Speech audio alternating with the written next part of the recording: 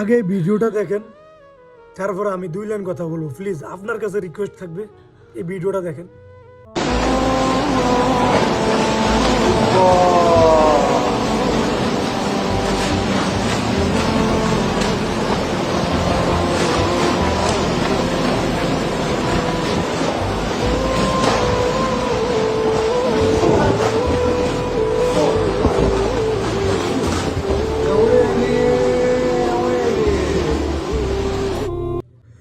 আল্লাহ, তোমার কি খেলা!